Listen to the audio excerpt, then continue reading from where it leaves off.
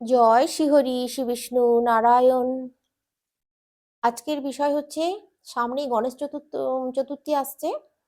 শ্রী পঞ্চমীর আগের দিন, মাঘ মাসের যে শুক্লপক্ষে সরস্বতী পুজোর আগের দিন যে গণেশ চতুর্থী, ওই গণেশ চতুর্থীর দিন আপনারা অবশ্যই বাবা গণেশজির পুজো করুন। যাদের বাড়িতে গণেশ ঠাকুর আছে তারা তো অবশ্যই পুজো করবেন, আর যাদের বাড়িতে গণেশ ঠাকুর নেই তারা অবশ্যই একটা গণেশের পিকচার হলেও নিয়ে আসুন, বাড়িতে নিয়ে এসে পুজো করুন।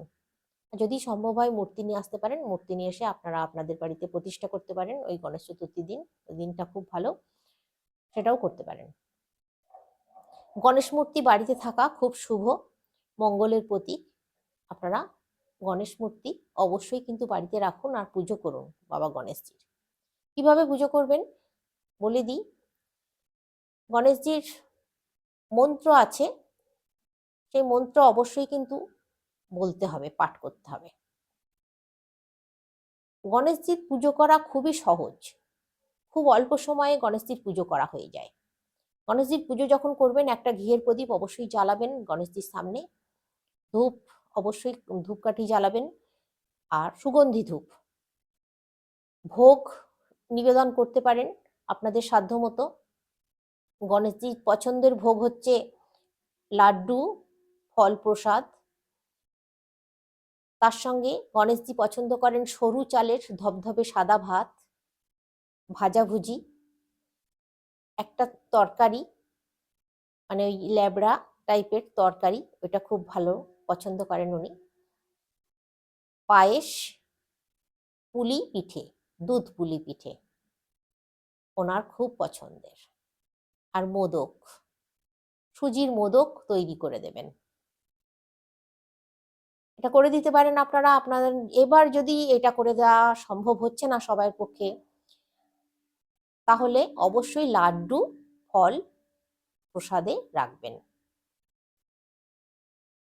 দূর্বা তুলে নেবেন, 11টা দূর্বা, বেশ একটু গোছা করে দূর্বাটা ঠাকুরের কাছে চন্দন লাগিয়ে ঠাকুরের পায়ে দেবেন, অথবা ঠাকুরের পাশে, ডান পাশে, পায়ের পাশে রাখবেন।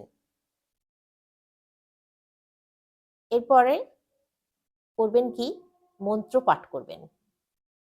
পুজোয় বসবেন, আসন পেতে বসবেন, স্নান সেরে নেবেন, শুদ্ধ বস্ত্র পরবেন, কালো নীল পোশাক বাদ দিয়ে শুদ্ধ বস্ত্র পরে পুজো করবেন। নতুন বস্ত্র পরতে হবে এমন কোনো কথা নেই, ছেঁড়া ফাটা না হলেই হচ্ছে।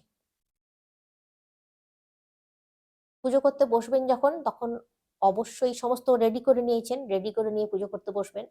পুজো করতে বসে এই মন্ত্রটা পাঠ করবেন। হে খর্বং স্থূলতনুং গজেন্দ্র বদনং লম্বোদরং সুন্দরম প্রসন্ন মদগন্ধ লুব্ধ মধুপবল্লল গণ্ডস্থূলং দন্তাঘাত বিদারিতা রিরুধিরৈ সিন্ধুর শোভাকরং বন্দে শৈল সুতসুতং গণপতিং সিদ্ধিপদং কামোদম। 3বার বলতে হবে। বললেন, এরপর ফুল, গাঁদা ফুল অবশ্যই নেবেন, গাঁদা ফুল চন্দন লাগিয়ে ঠাকুরের পায়ে দেবেন। ঠাকুরের পায়ে ওম গণেশায় নমঃ, ওম গণেশায় নমঃ বলে 3বার ঠাকুরের পায়ে ফুল দেবেন। এবার করবেন কি, ঠাকুরের প্রণাম মন্ত্র। প্রণাম মন্ত্র কিন্তু প্রণাম করবেন যখন অবশ্যই বলতে হবে। তারপরে ধূপ ধূপ দেখিয়ে নেবেন, প্রদীপ দেখিয়ে নেবেন। যদি পঞ্চপ্রদীপ জ্বালাতে পারেন পঞ্চপ্রদীপও জ্বালিয়ে আরতি করতে পারেন গণেশজির, সেটা হলেও ভালো হবে। এমনি যদি প্রদীপ জ্বালান তাহলেও চলবে। আর একটা জিনিস খেয়াল রাখবেন, যতক্ষণ পুজো হবে ততক্ষণ যেন প্রদীপ জ্বলে। সারাদিনও প্রদীপ জ্বালিয়ে রাখতে পারেন চতুর্দশীর দিন, সেটা হলেও ভালো, মঙ্গল। এবার যে মন্ত্রটা, প্রণাম মন্ত্রটা আমি বলে দিচ্ছি।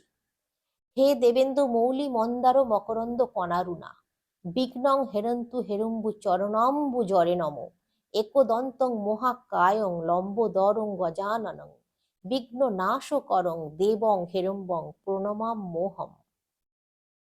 এই মন্ত্র কিন্তু বলতেই হবে, বলে 3বার বলে প্রণাম করবেন। তো এইভাবে আপনারা নিজেরাই বাড়িতে গণেশ পুজো করে নিন, দেখবেন খুব ভালো হবে। অর্থনৈতিক দিক খুব মানে স্ট্রং হবে, আপনাদের বিদ্যা বুদ্ধি সবকিছু মানে সুন্দর হবে, ভালো হবে। আপনাদের শরীর মন সব সুস্থ থাকবে, সারা বছর আপনারা খুব ভালো থাকবেন। তো গণেশ চতুর্থী এইভাবে পালন করুন। আমার শ্রাদ্ধের মধ্যে যা যা বলার ছিল, আমার জানা মানে যা বলার ছিল আমি বলে দিলাম। এবার আপনারা এই মতো করুন। আশা করছি, কেন পুরোপুরি আশা করছি আপনাদের মঙ্গল হবেই হবে। গণেশজির কৃপা পাবেনই পাবেন।